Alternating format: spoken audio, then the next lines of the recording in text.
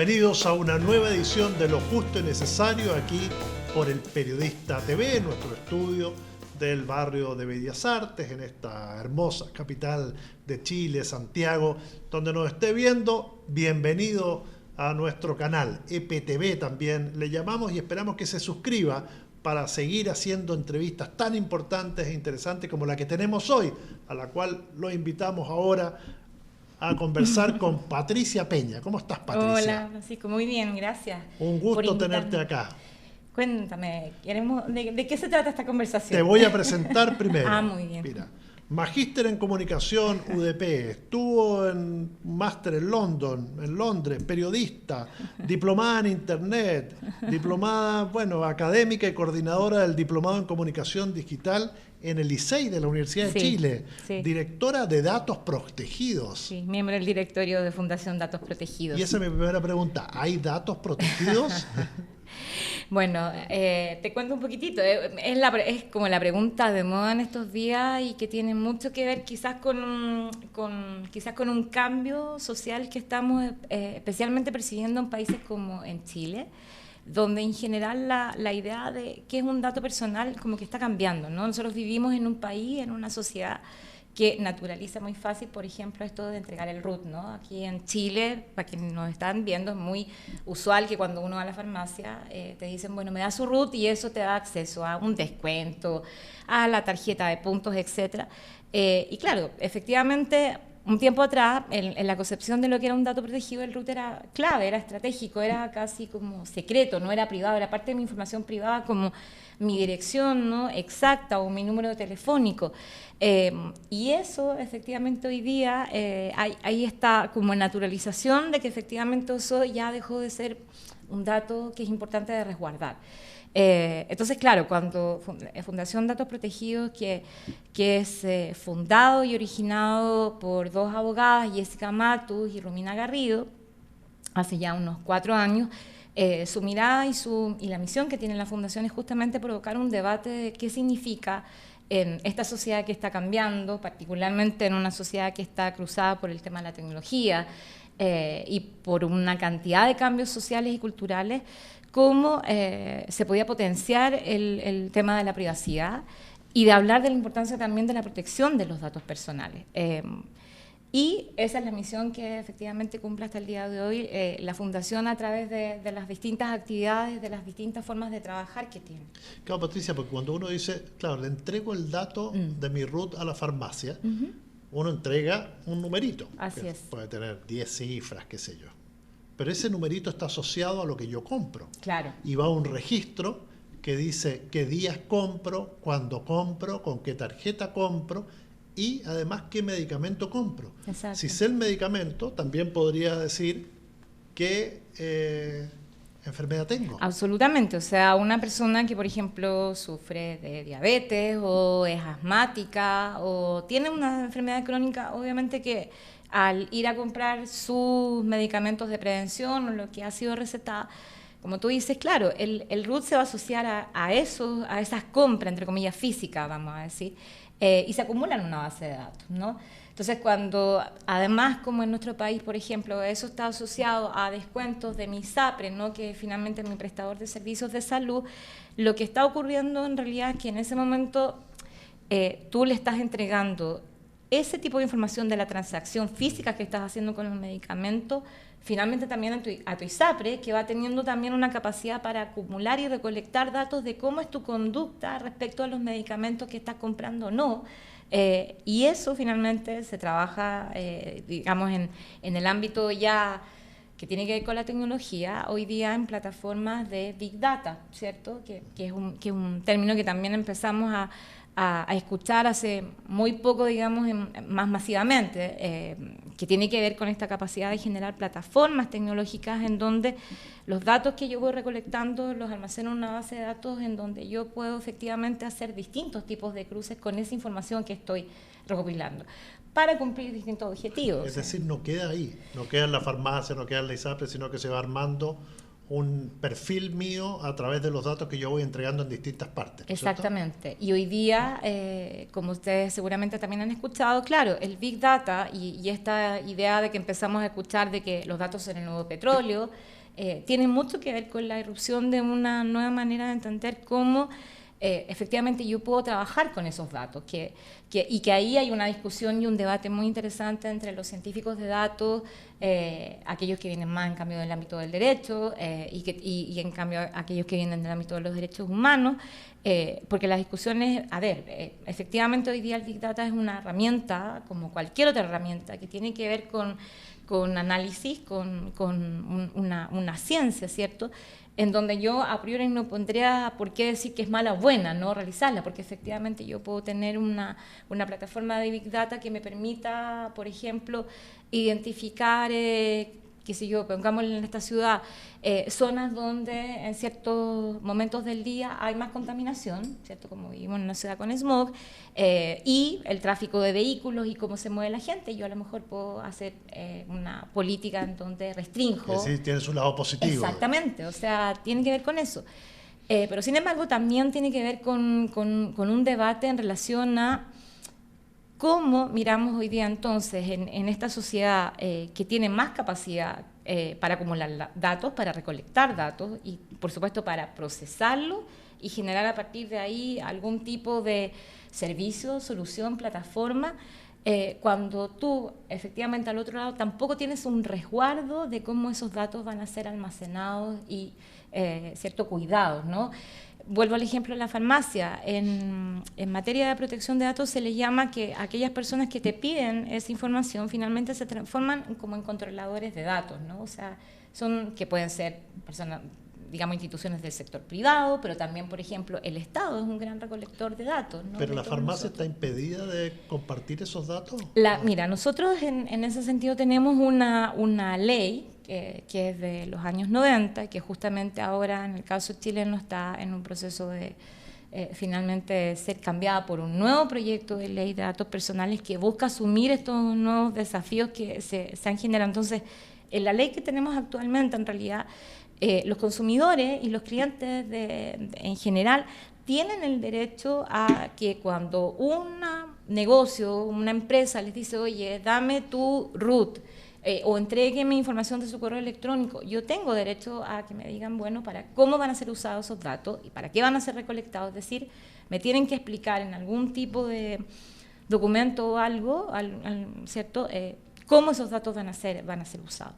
Y claro, pasa que efectivamente... Es decir, la farmacia tiene como un papelito ahí con letra chica donde dice que se supone que estos datos van a ser usados, qué sé yo, con sus aliados, con alianzas para, no sé, temas de publicidad, de marketing, etcétera.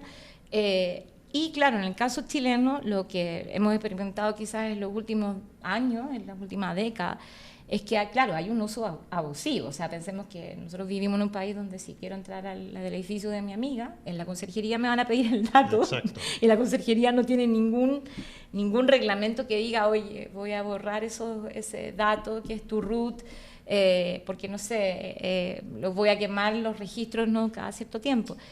Entonces, bueno, si bien tenemos esa ley, efectivamente es una ley que se quedó muy corta en relación a todos los cambios que están hoy día asociados a porque además esto fue súper rápido, es decir, de la ley que es del 93. Así es. Yo me acuerdo que en el 93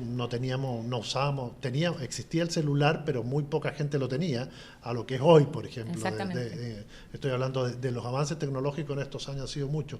Pero además hemos visto todos en estos días el The Great Hack, o el gran hackeo. El gran hackeo. O tiene otro nombre, me parece, en español, no sí, me acuerdo cuál es, algo así como recuerdo. el misterio de los datos, no sé, o la revelación de los o no hagas algo con mis datos, no me acuerdo cómo es. Se me olvidó también. Pero el cuento es que ahí nos muestran toda la experiencia de Cambridge Analytica, sí, y algunos países testigos, como fue el caso de Trinidad y Tobago, y muestran cómo manipularon a la población más vulnerable, que era la población negra de Trinidad y Tobago, a la hora de elegir a una presidenta que provenía de la otra población, que es la población india de Trinidad y Tobago. Y en este documental se habla de que manejaba esta empresa 5.000 datos y que en el futuro próximo van a manejar 70.000 datos de todos nosotros. Por lo tanto, las poblaciones más vulnerables a los cambios, más influenciables, más manipulables, pueden ser de alguna manera utilizadas en determinados procesos electorales, cambios de humor, etcétera, para elegir gobierno. ¿Estamos tan expuestos como sale ahí? A ver, lo interesante que tiene el documental, que yo creo que explica muy bien para cualquier persona que no esté metida en el tema de la tecnología, qué fue realmente o por qué es tan importante entender qué ocurrió con lo que fue el escándalo de Cambridge Analytica, ¿no? A ver, muchas veces, incluso me acuerdo en los medios, se habló de filtración de datos, que Facebook vendió datos a gente que trabajaba en marketing político, ¿no? Para generar campañas dentro de la misma plataforma para posicionar esta propaganda política. En realidad, al final, la información que hay disponible, y que esto finalmente sale a la luz por una investigación de The Guardian, ¿no? Del diario The Guardian con The Observer, y que luego es tomado muy en serio por el Parlamento británico, que incluso le pide a la empresa, a Mark Zuckerberg en realidad, que le dé una respuesta respecto de qué pasó en el caso de Inglaterra y la campaña a favor del Brexit. Y en el caso de Estados Unidos lo mismo, porque ocurrió en periodos más o menos donde también estaban las elecciones donde finalmente gana Trump. Entonces, lo interesante que tiene el documental es que finalmente creo que hace una labor en educar un poco, en entender que lo que está detrás de ese caso es invitarnos a entender que hoy día estas empresas de tecnología funcionan en base a, vamos a decir, un nuevo tipo de datos, ¿ya? Que tiene que ver con nuestra interacción en línea, ¿no?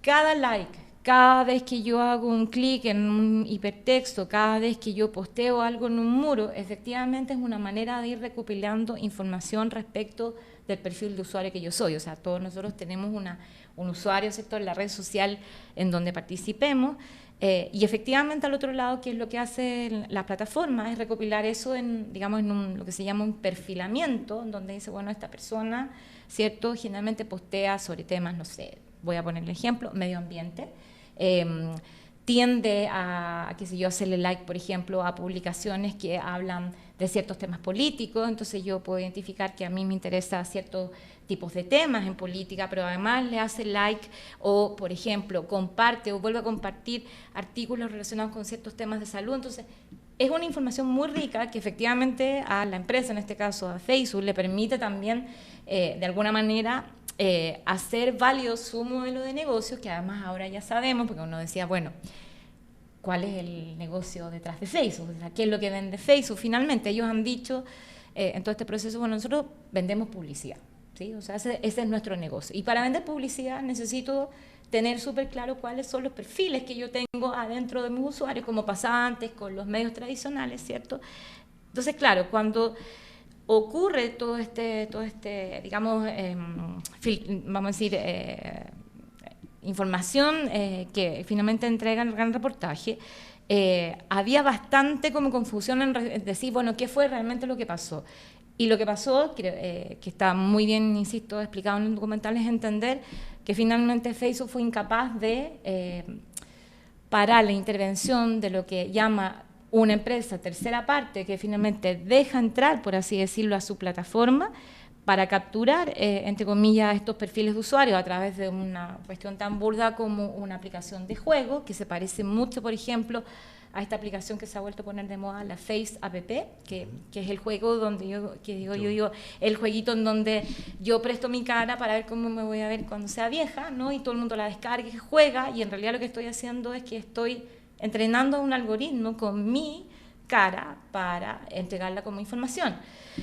Entonces, finalmente va quedando claro que el error, entre comillas, el digamos, gran pecado capital que tuvo Facebook, y que esto vino pasando mucho antes de lo que finalmente sale a luz pública, y tiene que ver también con la incapacidad ahí de haber controlado mucho mejor qué significaba permitir que un tercero entrara a la plataforma finalmente a usar estos perfiles de usuario para posicionar propaganda. Que es finalmente el negocio que tiene la empresa, ¿no? Ahora, Patricia, cuando tú hablaste recién de esta aplicación de Face App, sí, ¿no? La que envejece el rostro o te así rejuvenece, tienes sí, esas dos posibilidades. ¿No? Todas las aplicaciones, cuando uno las baja, te dicen acceso ilimitado a todo tu teléfono, a tu foto, a tu información, a tus datos.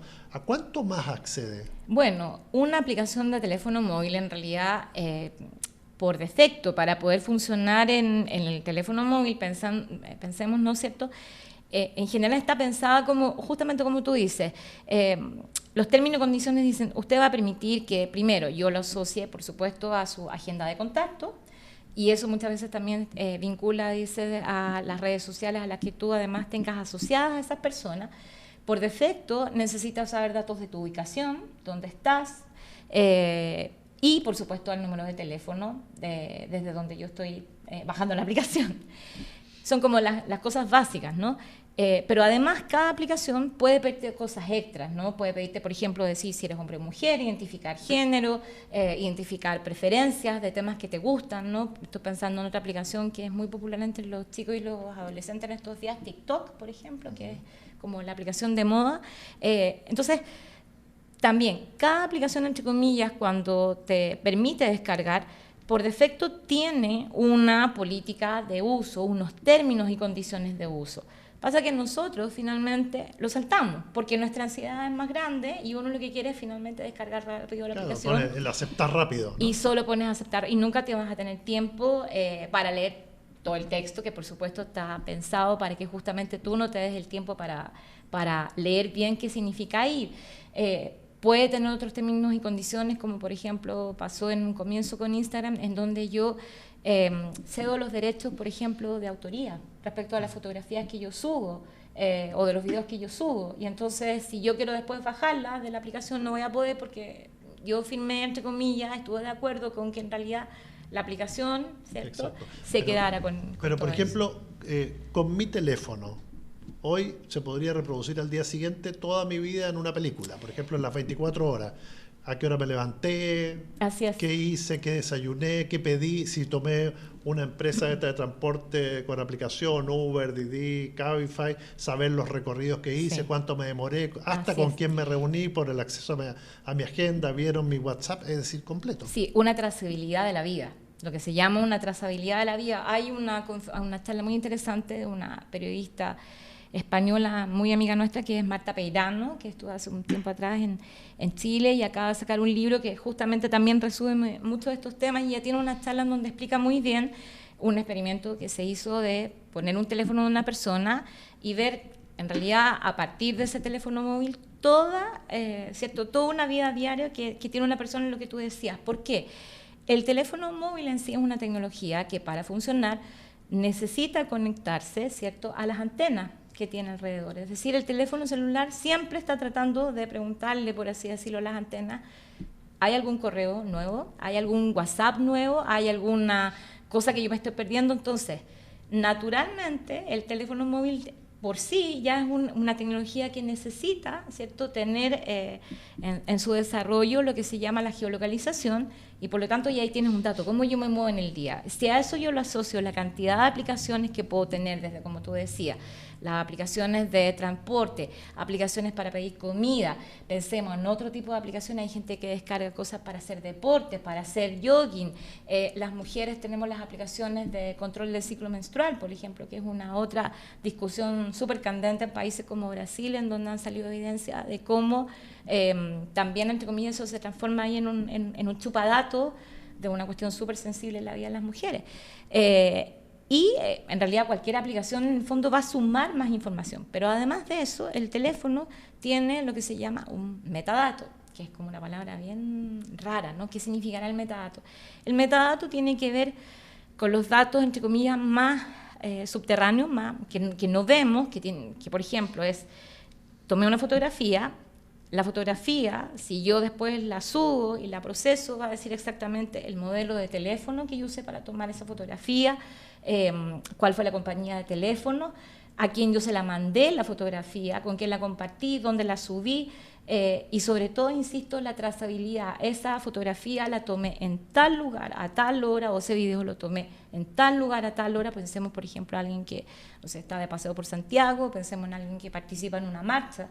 Por lo tanto, también expone una cantidad de información respecto de finalmente un aparato que contiene un montón de información que para mucha gente es parte de su vida diaria. O sea, el teléfono móvil para muchos de nosotros y de nosotras es finalmente una extensión. Por eso, ¿no? y la pregunta va por ahí, ¿qué hacemos entonces? Porque efectivamente llegamos a un nivel de tecnología y de usuario de la tecnología al que no podemos dar marcha atrás. Cada vez las empresas nos piden más datos justamente para poder usar esas aplicaciones y cada vez son más capaces de acumular esos datos, interrelacionarlos y, como vimos con Cambridge Analytica, manipularnos. Manipular. Entonces, ¿qué? ¿Vamos nuevamente a las cavernas y hacemos un apagón tecnológico imposible? Sí, un punto súper importante ahí es, ¿cierto? Es entender finalmente cómo nos vamos educando en cómo funciona esta tecnología, ¿no? Yo creo que es un punto fundamental. Hay una sensación muchas veces de que tenemos que descargar cosas para acceder a más cosas. Y yo creo que ahí hay un desafío y una invitación súper particular en el sentido de decir, bueno, a ver, quiero bajar una aplicación, me informo qué me va a pedir, me informo de qué se trata y a lo mejor tomo la decisión de no descargarla. Yo creo que ahí también hay una segunda reflexión que es el derecho a no estar siempre disponible, siempre conectado, que es una discusión bien interesante, sobre todo en tiempos en donde parece que es indispensable estar conectado a las 24/7. Una tercera recomendación tiene que ver con darse el tiempo para leer los términos y condiciones. Y que, por supuesto, uno dice, es imposible pedirle a todo el mundo que se dé el tiempo, pero la verdad es que entender a qué uno ha dado permiso a esas aplicaciones, a esas empresas, finalmente, para que trabajen con lo que nosotros queremos, también muchas veces te puede sorprender, ¿no? Y tiene que ver también con una invitación a tener una capacidad más crítica, de ser más ciudadanos que usuarios.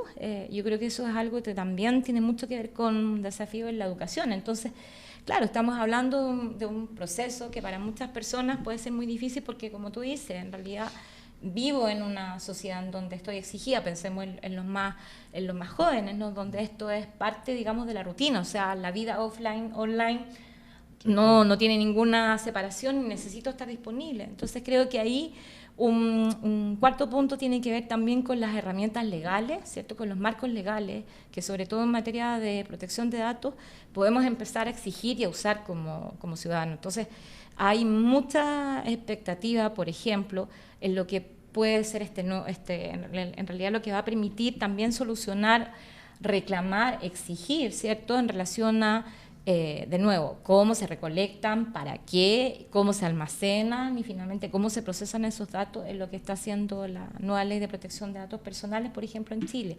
Te pongo otro ejemplo, la Unión Europea, que en este momento es como un ejemplo de la niña bonita del contexto, se pone de acuerdo en lo que está haciendo este GDPR, que es la ley general de protección de datos, ¿cierto? Que finalmente establece un marco mínimo, ¿cierto?, a toda la Comunidad Europea, y eso ha obligado efectivamente a muchas de las aplicaciones y muchos de los servicios online a ser mucho más transparentes en relación a decir, mira, si yo, por ejemplo, como el sitio web del periodista, ¿no?, el día de mañana ya en Europa, ustedes estarían obligados a decirle a la gente, mira, nosotros en el sitio web usamos cookies, que son estos pequeños programitas, que van leyendo cómo uno navega el sitio, ¿no? Entonces yo con eso efectivamente puedo ser si hiciste clic en esta entrevista o hiciste clic en una noticia, si después te interesó otro contenido y nosotros, en el fondo, tú explicas en esa pequeña como advertencia que les hacen las personas, ¿cierto? Mira, vamos a usar esto solamente con propósitos que tienen que ver con nuestras métricas y no lo vamos a compartir con nadie. Entonces, puso en realidad digamos un piso mínimo que efectivamente hasta ahora ha sido bastante útil en el sentido de decir, bueno, ¿qué tanto necesito también capturar de datos, ¿cierto? En este caso en la interacción en una aplicación o en una plataforma de tecnología para satisfacer las necesidades que yo tengo como negocio online, como medio online, etcétera, y poder seguir haciendo mi trabajo. Claro, porque como decíamos antes, si los datos son el nuevo petróleo, un medio que necesita poquitos datos, los otros los acumula y los vende. Exactamente. Y los comparte con otras empresas que sí los van a utilizar. O por ejemplo, con la selección de personal. Por Es decir, ejemplo. ojo, esta persona, no sé, está viendo mucho estas noticias y quizás para la política de tu empresa no le sirve.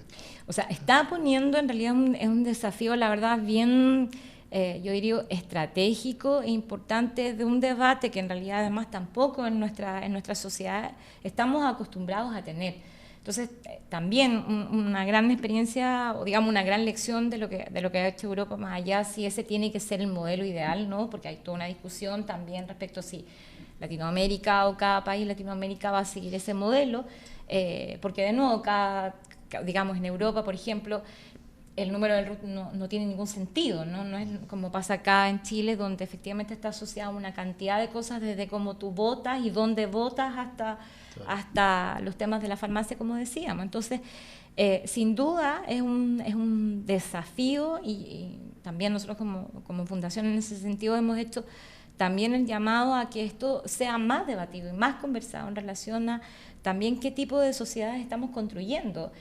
Pensemos que además estamos muy cerca de unos otros dos procesos. Tenemos en realidad también otras tecnologías que van a empezar a capturar otro tipo de datos, que son las tecnologías de reconocimiento facial, claro, que las estamos viendo, por ejemplo, en Chile aparecer en algunos centros comerciales. Entonces, a la salida del metro, me parece, en Las Condes tienen ya... Por ejemplo, ¿no? Y hay algunas tiendas donde efectivamente, por ejemplo, al final mi cara, como decíamos, mi huella digital, es decir, mi cuerpo se empieza a transformar en un dato. Y por supuesto ahí la legislación en Chile queda absolutamente corta en relación a lo que significa finalmente el dato biométrico, que es un dato absolutamente sensible, ¿no? De hecho, ahora, si uno se mueve en los aeropuertos del mundo, en la mayoría de las aduanas, en la mayoría de las migraciones, tú estás obligado a que te saquen una foto, ¿no? Como parte también de mi proceso de entrada o salida de un país. Pero me llama la atención, el aeropuerto de Santiago sacaron las cámaras, así que por algún lado no van a estar grabando completamente con un sistema de reconocimiento facial. Muy probable. Porque es muy raro que hayan sacado todas las cámaras en un momento que todo el mundo está preocupado. Es una muy buena pregunta, que es lo que ya hacen, por ejemplo, en muchas tiendas, ¿no? Del retail, donde también nos toca a veces como de manera mágica decir, oye, pero si entré, no sé, a una tienda X, a ver si había algo en liquidación, no compré nada, solo miré, y cuando salí y no sé, fui a mi red social, veo que me aparece justo una publicidad. ¿Es magia? Exacto. No, hay cámaras que han estado todo el rato observando cómo tú te moviste en la tienda y que ya saben que en el fondo tú estás que estuviste más tiempo con un producto mirando. Exacto, ahí que no lo compraste porque, no sé, a lo mejor no te convenció el precio, etcétera, y viene ahí el uso desde el marketing. Entonces, de la oferta. Exactamente. Ahora, ¿cómo paramos esto también? Porque hay que pensar que todas las decisiones que tomemos hoy, mañana quizás no van a servir, porque yo siempre digo, no alcancé a entender cómo mandábamos un fax y ya estaba mandando correo electrónico. Entonces... Bueno, la verdad es que en sí, ¿cierto? En tecnología como innovación y como empresa es imposible que pare a esta altura, y más bien la pregunta es cómo generamos un marco de funcionamiento que tenga una base en el respeto de los derechos humanos. Yo creo que hay una perspectiva ahí que muchas veces hemos olvidado y que, insisto, es como el gran debate que estamos empezando a observar hoy día, de entender que finalmente estamos construyendo tecnologías donde necesitamos muchas veces tener ciertos marcos mínimos de respeto de derechos humanos. O sea, si yo voy a construir algoritmos, mi preocupación tiene que ser como desarrollador de algoritmos, por ejemplo, que el algoritmo es finalmente lo que te permite a ti hoy día, ejemplo de no, ver que efectivamente Netflix tiene este nuevo documental en oferta, ¿cierto? Y es lo que de alguna manera define, ¿cierto? De manera automática qué tipo de película, qué tipo de documental tú vas a ver. Pero si eso yo lo llevo de nuevo al ejemplo, por ejemplo, en temas de salud o a lo que tú decías, a un algoritmo que me ayude, por ejemplo, a hacer selecciones de personal, ¿cómo yo me aseguro que efectivamente ese algoritmo no tenga sesgo? Los sesgos hoy día tienen que ver con que finalmente alguien programa el algoritmo, ¿cierto? Alguien lo diseña, alguien dice, mira, las mujeres, qué sé yo, si tengo un sistema de reclutamiento de mujeres y hombres, ¿qué? Voy a asumir ciertos estereotipos respecto de las mujeres que necesito para este cargo versus los hombres, y qué pasa con temas de género, de raza, de creencias religiosas o políticas, etcétera. Entonces, también, insisto, ahí es una oportunidad de abrir un debate y donde nos empecemos a involucrar distintos actores, o sea, no puede ser en realidad que esto solo se solucione desde los especialistas de la ingeniería, no, y además o de la ciencia de datos, ¿no? Tú has dado en el clavo, hablaste de la educación, es importante Sí. saber los datos que uno está entregando y no ser tan ansioso y por una aplicación de dar más información. Yo me acuerdo haber visto un documental hace mucho tiempo que se llamaba La Corporación y que mostraban todas las características de una corporación, estas grandes empresas multinacionales además que producen tanto dinero que es imposible combatirlas, y las asemejaban a un psicópata porque no tenían arrepentimiento, no tenían ética, no tenían sentimiento, eran frías, etcétera. Todas esas características hacen que ellas van a siempre querer maximizar las ganancias. Y en ese marco siempre van a generar nuevos elementos que van a tratar de condicionarnos y manipularnos. Claro, y efectivamente de nuevo ahí la discusión es, bueno, de nuevo, la tecnología, ninguna tecnología es neutra. Eso tiene que ver finalmente con entender que quien la diseña, quien la piensa, finalmente quien la desarrolla, va a cargar con sus sesgos, porque son seres humanos, son desarrolladores, son diseñadores, ¿no? Entonces, claro, por ejemplo, en el caso de Facebook hay una fuerte hoy día como demanda de que efectivamente Facebook es una empresa que viene del norte, ¿no? Que viene cargado con la carga de lo que significa el estadounidense no blanco, etcétera. Entonces, cómo Facebook, entre comillas, desarrolla algoritmos que al final impactan en, como tú decías, la población de Trinidad y Tobago, que tiene otras características culturales, que tiene otros, a lo mejor, marcos sociales o de acuerdo, ¿no?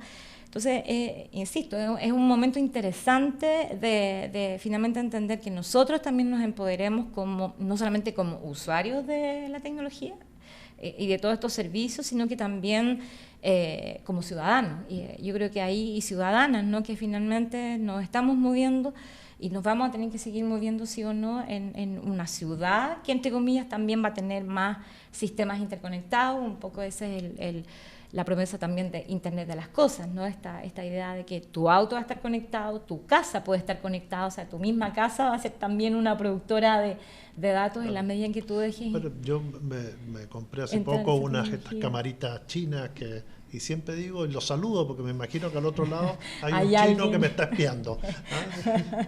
Exacto. Y no me cabe la menor duda. Desde que vi el notebook de Zuckerberg en una foto, que aparecía tapado el ojito y el la visor, webcam. la webcam, yo dije, no, aquí sí. Si Zuckerberg tiene tapada la webcam, es porque hay que taparla, ¿no? Obvio. Exactamente. Si lo pueden espiar a él, y si te ¿cómo fijas, nos van a espiar a nosotros? Claro, eso en el mundo de una mirada de educación tiene mucho que ver con generar una educación y un autocuidado digital. Nosotros hablamos de autocuidado digital, es decir, a ver, no se trata de irnos de Internet si yo no quiero, porque yo también puedo decidir no sencillamente desconectarme, y está muy bien. Yo vuelvo a insistir que ese es un tema de decisión finalmente, porque estamos efectivamente viviendo en sociedades muy, muy ansiosas de estar conectados y disponibles 24/7, pero sobre todo también entender ¿qué quiero finalmente que entre en mi vida, entre comillas, en mi teléfono celular? ¿Quiero todo o efectivamente al final hago una selección súper autocrítica y súper, entre comillas, cuidadosa y decir, ¿sabes qué? Voy a dejar de depender de eso y bueno, no estaré a lo mejor posteando todo el rato, etcétera. Entonces, tiene que ver mucho también con... ¿Tú en lo personal tomaste esa decisión? Bueno, imagínate que trabajando en esto, claro que sí, ¿Sí? Absolutamente. A mí me encanta la tecnología, yo trabajo en temas de Internet hace un montón de tiempo y claro, uno tiene, entre comillas, también la posibilidad de empezar a entender qué es lo que hay detrás, ¿no? Y cuando tú entiendes eso, tú dices, no sé si quiero ser parte de esto. Siempre digo, la gente que trabaja en desarrollo de software, etcétera, son los primeros que cuando tú les preguntas, ¿y tú tienes una cuenta de Facebook? Jamás. ¿No? Y yo creo que eso dice mucho finalmente de por qué uno toma las decisiones. Insisto, hay un concepto que nosotros trabajamos, que a mí me gusta mucho, que también trabajamos harto en la fundación, que tiene que ver con el autocuidado digital. Entonces eso tiene que ver con tener súper claro que no existe solamente WhatsApp para tener mensajería electrónica, que por ejemplo hay sistemas de mensajería que son encriptados, como Signal, que me permiten también tener contacto con la gente que yo quiero en mi libreta, que no necesariamente toman, por ejemplo, de una todos tus contactos y los asocian de una, sino que yo voy viendo quiénes están dentro de mi listado de contactos con Signal. Y lo que me parece más interesante ahí es que te permite, por ejemplo, que las conversaciones desaparezcan en un segundo, una semana, Claro. un día. Entonces no queda un registro en ningún lado de esa conversación o ese intercambio que tuve de documentos, fotografías, videos, etcétera, y funciona exactamente igual que WhatsApp. Entonces, Patricia, en Italia, en la enseñanza media, incluso antes, me parece, en octavo básico, una cosa así, empezaron a enseñarle a los niños todo el tema de las fake news. Y a tratar de entender cómo se desarrollaba una noticia, cómo había que verificarla, no compartirla, preocuparse un poco, aplicar un poco el pensamiento crítico. sí. ¿No es raro que nuestra educación no tenga todo esto que tú estás diciendo? ¿Ya no debiera ser un ramo, si esto es tan importante en nuestra vida, donde efectivamente se le enseñe todo este tipo de cosas, donde vayamos aprendiendo no solo a usar las nuevas tecnologías, sino a saber el peligro que llevan? La verdad es que me encantaría. Y ahí, claro, en general Chile y América Latina de nuevo ha tenido un camino en lo que se llama entregar quizá una educación que no entienda la tecnología solamente como enseñarle a los niños a usar la herramienta para hacer tareas, ¿no? Sino que finalmente darles herramientas y competencias de entender cómo funciona, que un poco estaba la idea de esto de hacer alfabetización digital, ¿no? Y yo creo que hoy día superamos esa necesidad. Y efectivamente, claro, en Chile hay una ausencia y hay bastantes actores. Pienso en estos días se está articulando una red de trabajo que es la red de ciudadanía digital, que ya luego van a empezar a tener un poco más de noticias de esta red, que está articulando a actores de sociedad civil, de educación, de sectores públicos, en la idea de ver cómo avanzamos en proponer nuevos modelos de educación. Pienso, por ejemplo, en lo que fue Chile tuvo un programa super líder que fue Enlaces, ¿no? Que fue uno de los primeros en América Latina en que incorporó, ¿cierto?, esta idea de las tecnologías en la sala de clases, con la idea de que efectivamente niñas y niños pudieran, cerrar la brecha digital y poder entender qué significaba Internet o qué oportunidades habría Internet para poder acceder a información, conocimiento, y que sigue siendo un tremendo espacio para generar plataformas, recursos, innovación. O sea, efectivamente sigue siendo Internet un espacio privilegiado para generar cosas, pero que a la vez también les da capacidades y competencias a los chicos y a las chicas para tener esta libertad de entender finalmente a qué estoy usando y cómo lo estoy usando. Entonces, sin duda, estamos al debe, sobre todo en una generación que en realidad, como te digo, niñas y jóvenes hoy día, niñas y jóvenes están viviendo su vida offline y online de manera separada. Y también me parece que es súper importante volver a mirar qué tipo de educación queremos en ese ámbito, porque también, por ejemplo, en estos últimos meses, vemos que uno de los problemas más crecientes que están teniendo muchas comunidades escolares es la violencia de género, la violencia digital, que está muy asociada al ciberbullying, ¿no? Los casos que hemos tenido. Entonces, sin duda ahí hay un debe y debería ser digamos, un objetivo primario de la educación pública y también, obviamente, de todo el sector educativo. Y, ojo, hay que ahí implica no solamente a los colegios, y no se trata tampoco de, como hemos visto ahora en estos días, de sacar el celular de la sala de clase como solución. O sea, nos estamos perdiendo una tremenda oportunidad, como dice una amiga profesora, de finalmente generar esas competencias críticas, ¿no? Exacto. Patricia Peña, directora de Datos Protegidos, muchísimas gracias por esta charla, Muchas gracias por esta conversación que hemos tenido, porque es muy ilustradora, además de un momento clave en nuestras vidas. Gracias. No, gracias a ustedes, y ya saben, no se vayan de internet, pero tengan autocuidado digital. Y usted ya sabe, escuchó bien, primero suscríbase a YouTube, a nuestro canal El Periodista, haga like a esta entrevista y después, si quiere, bórrese de todo lo que quiera, pero primero apóyenos, porque es la única forma de llegar, y desgraciadamente estamos transmitiendo por YouTube y por Facebook, que entrañan una serie de peligros donde usted está entregando datos, pero nosotros también le estamos entregando formas de defenderse frente a estas compañías. Gracias. Gracias a ti. Y gracias a ustedes por acompañarnos. Si les gustó, ya sabe, comparta. Nos vemos.